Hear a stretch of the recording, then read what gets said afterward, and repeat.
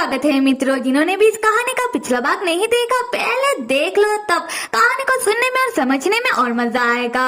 और अभी आज की कहानी की शुरुआत में दिखाया जा रहा है बहुत बारिश हो रही है और हम गुंडे भाई साहब लोगों के बॉस को देखते हैं जो छतरी लेकर किसी के कब्र में आकर फूलों का गुलदस्ता रख रहा था। उसी वक्त सेकंड और थर्ड गुंडा भाई साहब दौड़कर बॉस के पास आकर कहने लगता है कि बॉस ऐसा कैसे हो गया, फर्स्ट ब्रदर और जाओविन के साथ ऐसा कैसे हो सकता है। सेकंड और थर्ड गुंडा भाई साहब तो सिर्फ एक वीक के लिए काम से बाहर गए थे और आकर उन्हें अभी ये खबर मिला, तो बॉस उनके साथ ऐसा क्यों और कैसे हुआ।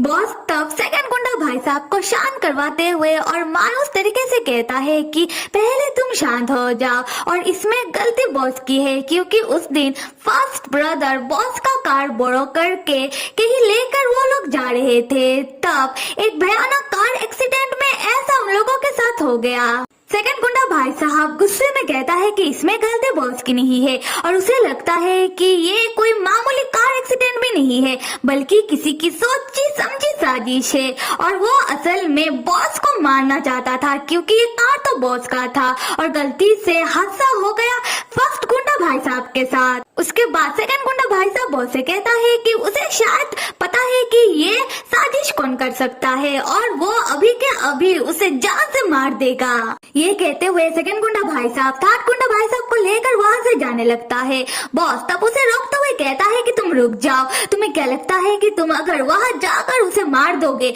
तो क्या सब कुछ पहले जैसा हो जाएगा। तुम्हें क्या लगता है कि क्या मुझे बदला नहीं लेना, पर मैं मजबूर हूँ, मैं कुछ नहीं कर सकता और इसीलिए तुम लोग भी कुछ नहीं कर सकते। और फिलहाल मेरे लिए तुम दोनों बहुत जरूरी हो और मेरे पास तुम दोनों के लिए इससे भी जरूरी काम है जो सिर्फ तुम दोनों ही कर सकते हो। यहाँ से सीन शिफ्ट होकर बास्केटबॉल के ग्राउंड का सीन दिखाया जा रहा है, जहाँ हम लैन को एन के साथ खड़े देखते हैं और लैन एन के कहने पर चश्मों को सख्ती से बास्केटबॉल का ट्रेनिंग दे रहा था, जहाँ चश्मों बार बार खेल में गलतियाँ किए जा रहा था और लैन के और देखे जा रहा था। लैन तब चश्मों से कहता है कि चश्मों तुम मेरी और बाद में देख लेना, पहले मैंने तुम्हें जिस तरीके से सिखाया है उस तरीके से तुम बॉल को बास्केट के अंदर डालो। और ऐसा करते करते शाम होने लगती है और लैन चश्मों से कहता है कि चश्मों आज के लिए बहुत हो गया और मैंने तुम्हें जिस तरीके से सिखाया है अब तुम खुद ही उस तरीके से प्रैक्टिस करो और तुम्हें देखकर लग रहा है कि तुम पहली बार बॉल को पकड़ रहे हो। चश्मों कहता है कि हाँ वो पहली बार ही कर रहा है। उसके बाद लैन कहीं जाने लगता है और एन लैन को रोकते हुए कहता है कि लैन को अभी बास्केटबॉल का प्रैक्टिस करना है और साथ में लैन को बाकी टीम मेंबर को भी ट्रेनिंग देना है। लैन कहता है उसे बाकियों में कोई इंटरेस्ट नहीं है और रहा चश्मों का सवाल, तो चश्मों लैन का दोस्त है, इसीलिए खेल में लैन चश्मों का मदद करने के लिए मान गया और एन भी तो अच्छा बास्केटबॉल खेल लेता है, तो एन जाकर अपना प्रैक्टिस करे और हो सके तो एन बाकियों को ट्रेनिंग दे दे। फिर लैन अपना जैकेट पहनते हुए एन के पास से जल्दी में जाने लगता है। एन दोबारा लैन को रोकते हुए कहता है कि एन खेल में लैन जैसा अच्छा नहीं है और लैन इतनी जल्दी में जा कहाँ रहा है। लैन एन से कहता है मुझे जाना होगा क्योंकि मुझे एक जरूरी काम है, मुझे जाकर चोई को ढूंढना है, मुझे चोई के मॉम डैड को चोई को ढूंढने में मदद करना है। और चोई का नाम सुनते ही एन मायूस हो जाता है।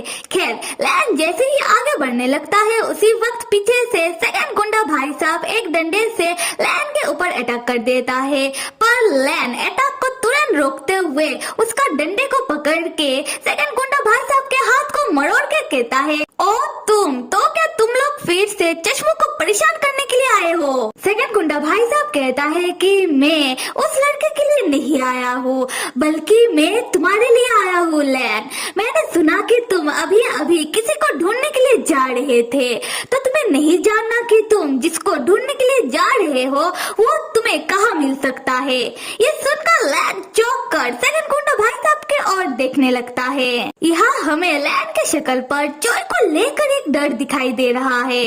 खैर लैन तब सेकंड गुंडा भाई साहब का हाथ छोड़ देता है और उससे पूछता है कि तुम चोई को कैसे जानते हो और तुम्हें कैसे पता कि चोई अभी कहाँ है। सेकंड गुंडा भाई साहब कहता है कि मुझे पता भी है और नहीं भी पता।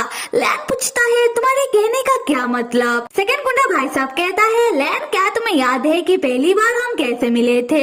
लैन कहता है हाँ मुझे याद है, पर इसमें क्या। सेकंड गुंडा भाई साहब कहता है इसमें कुछ भी नहीं, बस मुझे तुम्हें एक मुक्का मारने का जी कर रहा है। ये कहते ही वो लैन को एक मुक्का मारने वाला होता है। लैन सेकंड गुंडा भाई साहब का हाथ पकड़ के कहता है तुम बेवकूफी वाली हरकत मत करो, मैं तुम्हारा हाथ तोड़ सकता हूँ और इसमें तुम्हें ही दर्द होगा। उसी वक्त एन उन दोनों को देखकर उन दोनों के ओर आने लगता है। सेकंड गुंडा भाई साहब तब चुपके से लैन के हाथ में एक चीट रख देता है। एन जैसे ही वहाँ आता है वो सुन पाता है कि लैन सेकंड गुंडा भाई साहब से कह रहा था कि मैं चोई के लिए आधी रात में अकेले वहाँ जरूर आऊंगा। एन तब उन दोनों से पूछता है कि यहाँ चल क्या रहा है। लैन ये आदमी यहाँ क्या कर रहा है। लैन एन से कहता है कि एन सेकंड गुंडा भाई साहब को पता है कि चोई कहाँ है और वो यहाँ मुझे चोई का खबर देने के लिए आया है। ये सुनते ही एन भड़क जाता है सेकंड गुंडा भाई साहब के ऊपर और उसे कहता है कि हे तुम यहाँ से निकलो, अगर तुम अभी के अभी यहाँ से नहीं गए तो मैं गार्ड बुलवा कर तुम्हारा ऐसा हाल करूंगा कि तुम सोच भी नहीं पाओगे। और एन को ऐसा भड़का देखकर सेकंड गुंडा भाई साहब तो चला जाता है, पर लैन चौंक जाता है। अगले सीन में लैन का घर दिखाया जा रहा है जहाँ लैन अपने घर में आकर एन से कह रहा था देखो एन मेरा मूड बिल्कुल सही नहीं है और ऊपर से तुम क्यों मेरा पीछा करते हुए मेरे घर तक आए हो। एन लैन से कहता है लैन क्या सच में वो आदमी तुम्हें चोई का खबर देने के लिए आया था, वो लोग बिल्कुल भी सही नहीं है। लैन कहता है ओ अच्छा, पर मैं किसी से नहीं डरता। एन परेशान होकर लैन से कहता है कि लैन तुम उस आदमी के बुलाने पर कहीं नहीं जा सकते, मैं चोई को ढूंढने में तुम्हारा मदद कर दूंगा, पर तुम कहीं मत जाना। लैन कहता है एन तुम बहुत ही पकाऊ हो, छोड़ो मुझे अकेला और निकलो मेरे घर से। एन कहता है लैन मैं तुम्हें अकेला नहीं छोड़ूंगा और ना ही मैं तुम्हें कहीं जाने दूंगा, मैं भी देखता हूँ कि तुम कैसे जाते हो, आज रात में तुम्हारे घर में ही रुकूंगा। ये कहते हुए एन लैन के सामने की कुर्सी में जाकर बैठ जाता है और लैन के ऊपर नजर रखने लगता है और ऐसा करते करते आधी रात होने लगती है और लैन एन के सामने सोने का नाटक करता है। तब हम एन को देखते हैं जिसे धीरे धीरे नींद आने लगती है। खैर लैन तो परेशान होकर उठकर बैठ जाता है और अपने मन में कहता है कि मुझे तो जाना ही होगा, ये एन का बच्चा अपने आप को क्या समझता है, जब देखो मेरे ऊपर दादागिरी करता रहता है, अगर ये एन मुझे रोकने की कोशिश करे तो मैं उसे मार कर बेहोश कर दूंगा। उसके बाद लैन चुपके से उठकर एन को देखने के लिए आता है और पाता है कि एन तो बैठे बैठे सो रहा है।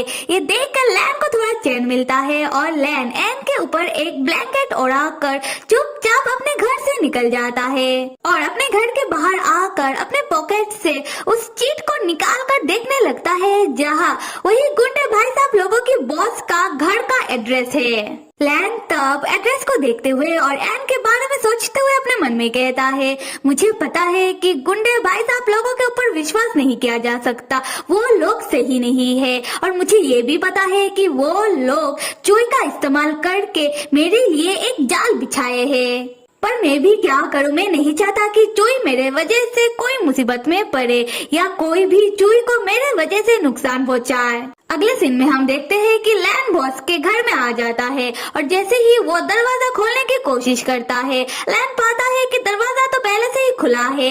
लैन तब घर के अंदर एंटर हो जाता है और अपने मन में सोचता है कि ये क्या, दरवाजा तो पहले से ही खुला था और घर के अंदर कोई भी नहीं है, क्या मैं अपना सुनने का और स्मेल करने की शक्तियों का इस्तेमाल करके पता लगाऊं कि इस घर के अंदर कोई है भी या फिर नहीं। फिर लैन अपनी सुनने की शक्तियों का इस्तेमाल करता है जहाँ उसे पता चलता है कि इस घर के अंदर लोग मौजूद तो है, पर कहाँ उसे समझ नहीं आ रहा क्योंकि वो ठीक से कुछ सुन नहीं पा रहा। तब हम बॉस को देखते हैं, वो अपने घर में किसी कमरे के अंदर चोई को लेकर मौजूद है और वो कमरा चारों ओर से बंद है और कमरे के अंदर बहुत सारा सीसीटीवी है। बॉस तब चोई को बिठाकर सीसीटीवी में लैन को दिखाते हुए कह रहा था यही है ना तुम्हारा हीरो, तुम्हें क्या लगता है कि वो तुम्हें यहाँ ढूंढ पाएगा। चोई, मैंने तुम्हें पहले कहा था ना कि तुम्हें मेरा मदद करना होगा और तुमने पूछा था कि कैसे।